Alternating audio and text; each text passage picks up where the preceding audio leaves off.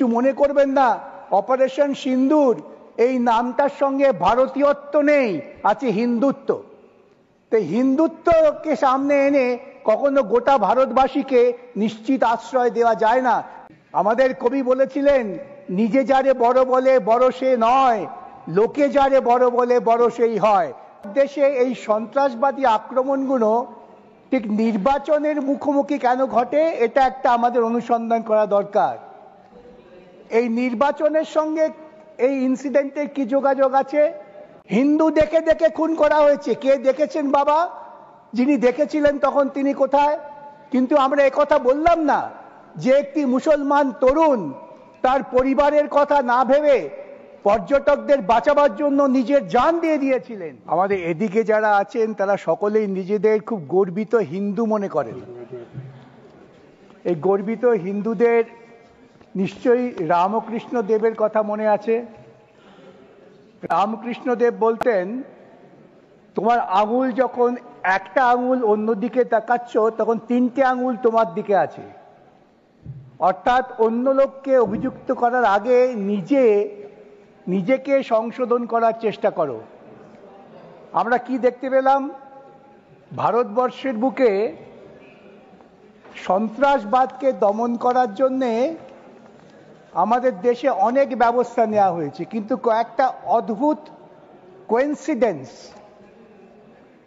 পুলওয়ামা ঘটেছিল একটা নির্বাচনের আগে, পহেলগাঁও ঘটলো আরেকটা নির্বাচনের আগে। তো আমাদের দেশে এই সন্ত্রাসবাদী আক্রমণগুলো ঠিক নির্বাচনের মুখোমুখি কেন ঘটে, এটা একটা আমাদের অনুসন্ধান করা দরকার। এই নির্বাচনের সঙ্গে এই ইনসিডেন্টের কি যোগাযোগ আছে? সন্ত্রাসবাদকে দমন করতে গেলে সেটা বুঝতে হবে।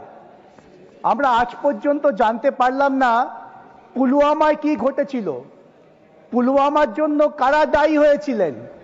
কিন্তু পুলওয়ামার পর একটা সার্জিক্যাল স্ট্রাইক হয়ে গেল এবং তখন বলা হলো, আজকে যা বলা হচ্ছে একই কথা বলা হলো, পাকিস্তানের কোমর ভেঙে দিয়েছি, সন্ত্রাসবাদ শেষ করে দিয়েছি, এখন আমরা গর্বিত ভারতবাসী, আপনাদের আর কোনো চিন্তা নেই। আমরা ডিমনিটাইজ করেছি। কেন ডিমনিটাইজ করলাম? না, সন্ত্রাসবাদের কোমর ভেঙে দেব। আমরা আর্টিকেল 370 তুলে দিলাম, ভারতবর্ষের অতীত ইতিহাসের ঐতিহ্যকে ধ্বংস করলাম। কাশ্মীরি স্বাধীন রাজ্যের সঙ্গে ভারতবর্ষের যোগাযোগের সূত্র ছিল আর্টিকেল 370, সেটা তুলে দিলাম। কেন? সন্ত্রাসবাদ চলে যাবে। আজকে তো আমাদের ভাবতে হবে যে সন্ত্রাসবাদ গেল না সন্ত্রাসবাদকে আমরা নতুন করে উজ্জীবিত করলাম। আজকে আবার পহেলগাঁও ঘটে গেল। পহেলগাঁও ঘটলো ঠিক একটা নির্বাচনের মুখোমুখি, যখন বিজেপি বিহারে খুব বিব্রত, তখন ঘটিয়ে দেয়া হলো এই আবেগটাকে আবার নির্বাচনে কাজে লাগাবার জন্যে। চেয়ারম্যান সাহেব, প্রথম যখন অল পার্টি মিটিং হয়, সেই পার্টি মিটিংয়ে সিপিআইএম এর পক্ষ থেকে আমি ছিলাম। আমরা পরিষ্কার বলেছিলাম কেন্দ্রীয় সরকার সন্ত্রাসবাদকে, সন্ত্রাসী ইন্ডিভিজুয়ালকে না, সন্ত্রাসবাদকে দমন করার জন্য যে ব্যবস্থা নেবে সমর্থন করব, কিন্তু ওই যুদ্ধবাজ হলে চলবে না। ওই জিঙ্গোইজম ভারতবর্ষের কৃষ্টির সঙ্গে খাপ খায় না। ভারতবর্ষ পৃথিবীর বুকে পরিচিত একটি শান্তিপূর্ণ দেশ, ননারায়ণ মুভমেন্টের নেতা, তাই সবাই ভারতবর্ষকে সম্মান করে। তা আর্টিকেল 370 হওয়ার পরেও কিন্তু সন্ত্রাসবাদ দমন হয়নি। আর সঙ্গে সঙ্গে কি হলো? আক্রমণ আর সঙ্গে সঙ্গে গোটা দেশ জুড়ে মানুষের মধ্যে বিভাজনের জন্য বিজেপি আইটি সেল প্রচারে নেমে গেল। হিন্দু দেখে দেখে খুন করা হয়েছে। কে দেখেছেন বাবা? যিনি দেখেছিলেন তখন তিনি কোথায়? কিন্তু আমরা একথা বললাম না যে একটি মুসলমান তরুণ তার পরিবারের কথা না ভেবে পর্যটকদের বাঁচাবার জন্য নিজের জান দিয়ে দিয়েছিলেন। এটার মধ্য দিয়ে গোটা দেশের যে ভারতীয়ত্ব সেটা প্রকাশিত হয়েছিল, তাকে আমরা সম্মান জানালাম না। আমরা দেশের ভেতরে বিভাজন তৈরি করলাম। দেশের ভিতরে বিভাজন তৈরি করে কি সন্ত্রাসবাদকে আটকানো যায়? যায় না। তাই ভারতবর্ষের মানুষ তখন দেখলেন যে এটাকে একটা হিন্দুত্ববাদী প্রচারের ঢঙ্গে নেওয়া হচ্ছে। কিছু মনে করবেন না, অপারেশন সিন্দুর এই নামটার সঙ্গে ভারতীয়ত্ব নেই, আছে হিন্দুত্ব। তো হিন্দুত্বকে সামনে এনে কখনো গোটা ভারতবাসীকে নিশ্চিত আশ্রয় দেওয়া যায় না, যতই আমরা বড় বড় কথা বলি না কেন। আমরা দেখলাম আক্রমণের পর তারা বললেন অপারেশন সিন্দুর আমরা সব শেষ করে দিয়েছি।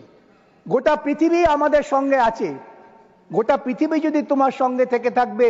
আমরা দেখলাম ইউনাইটেড নেশনসে তুমি পাকিস্তানের নাম পর্যন্ত উল্লেখ করাতে পারলে না। শুধু পাকিস্তানের নাম ইউনাইটেড নেশন সিকিউরিটি কাউন্সিলে উল্লেখ করতে পারলে না তা নয়, এমনকি ব্রিক্সে, সাংহাই কোঅপারেশনে কোথাও পাকিস্তানের নাম উল্লেখ করা গেল না।